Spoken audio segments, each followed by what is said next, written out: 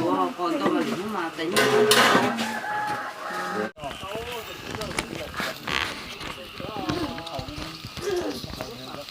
bây giờ là trời sắp sáng rồi nha mọi người ơi. Thịt thì nướng vẫn còn chưa xong. Mọi người có thấy thịt nhiều mỡ này, chín vàng ươm, nhìn thì rất là đẹp mắt và ăn thì vừa ngon vừa giòn mọi người thấy.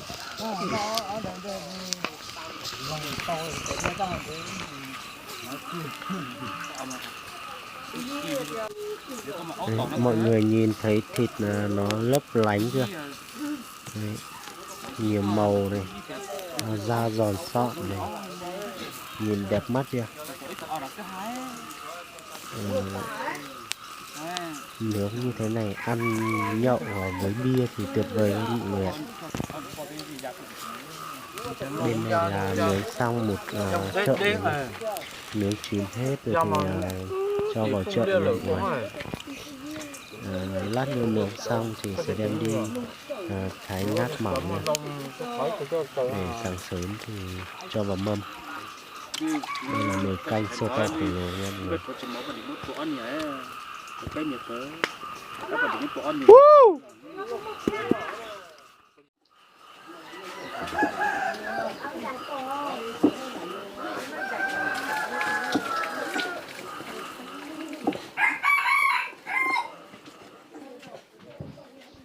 Trời bắt đầu sáng rồi nha mọi người.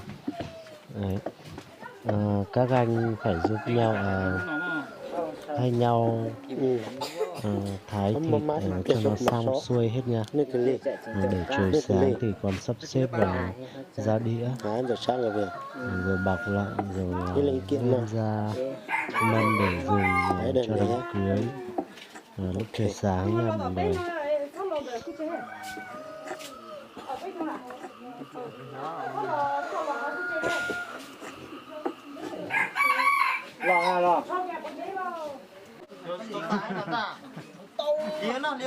Ya thủ cảm bánh nô thủ mà tiêu chỉ bánh nô kia là tiêu tôi trả thì thực hiện lại tí mà cho nó mà bánh nô Có cái mẹ của để vào lệt vòi lo này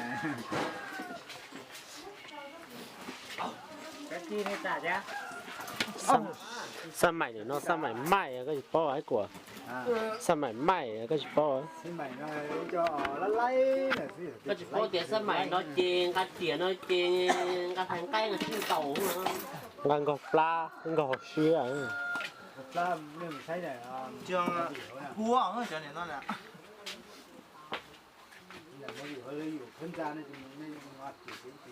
để lấy vừa phân giá rồi để tôi lấy vừa phân giá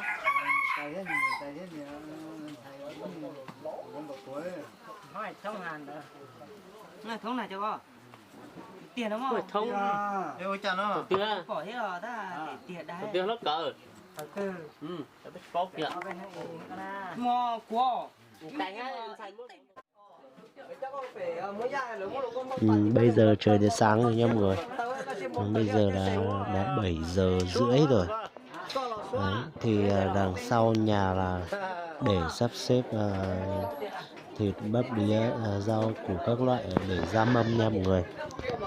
Bởi vì trên này là có nhiều chỗ dốc và chỗ hẹp nên không đủ chỗ nha. Chỗ này là thịt luộc chấm cháo nha mọi người.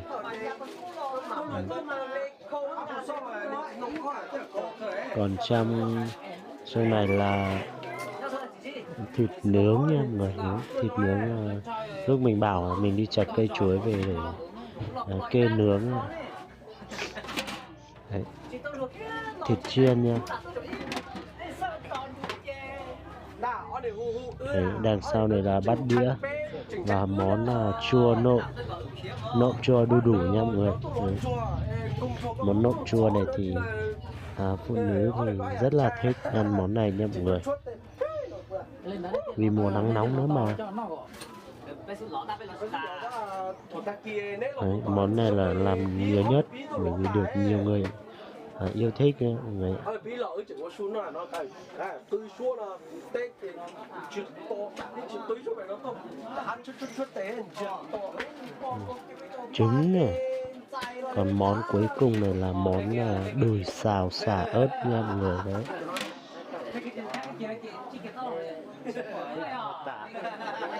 Còn ở dưới ngăn bàn là để nước cam và trà bí đao và nước ngọt các loại nha.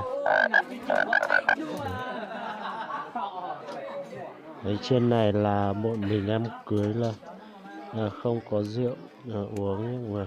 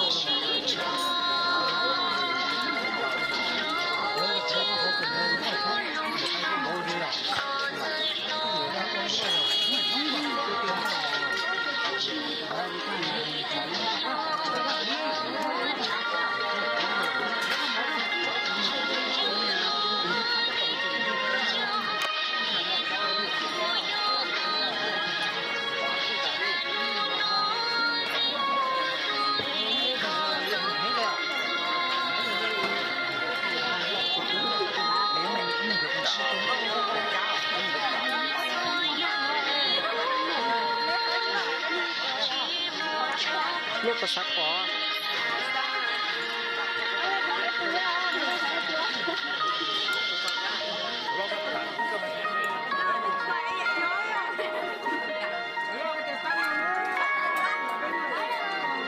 Chỗ này nó chỉ tự ùa.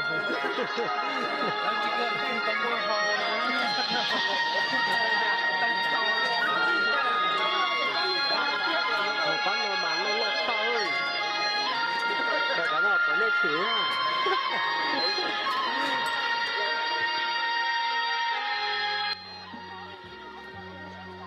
bây giờ là tan cưới rồi nha mọi người.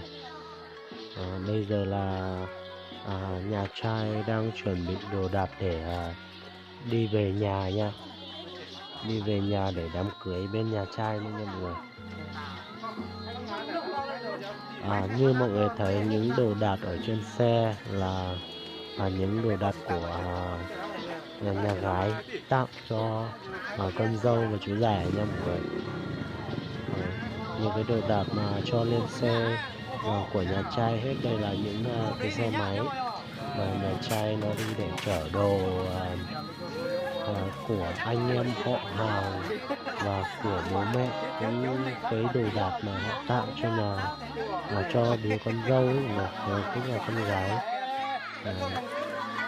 để về làm quà cho phục vụ cho gia đình của cặp cô dâu chú rể nha mọi người. Những cái đồ đạc như mọi người thấy ở đây đều là của bố mẹ này, của anh em họ hàng từ xa, những người thân thiết, mỗi người tặng một ít cho cô dâu và chú rể để đi làm cuộc sống có nhiều đồ nha mọi người. Tất cả những cái đồ đặt trên xe này đều là của cô dâu chú rể hết nha. Họ chuẩn bị đi về nha mọi người bây giờ ấy.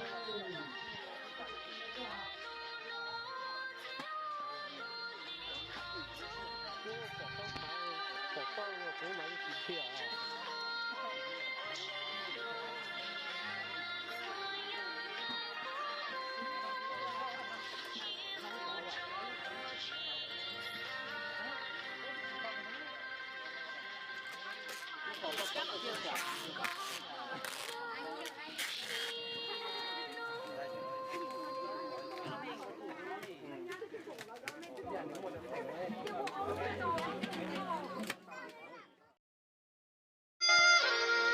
Bây giờ là nhà trai xuất phát về với nha mọi người. Nhà trai sẽ đi về bây giờ luôn nha.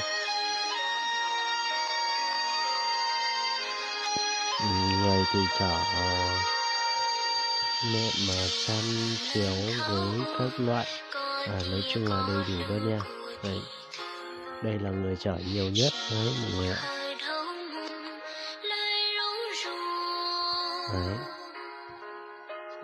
Bye bye mọi người nha, đi bình an vô sự nha. Đấy. Hai cái người đi cuối cùng là còn cô dâu chú rể và một người chở phù dâu với nha mọi người. Đấy, bây giờ họ lên đường nữa. Đấy, người này là cô dâu chú rể nha, đi quay trắng này. Đấy, còn hai người sau này là phù dâu và người anh em nha. Bye bye mọi người nha, đi bình an vô sự nha, hạnh phúc nhé, cô dâu chú rể.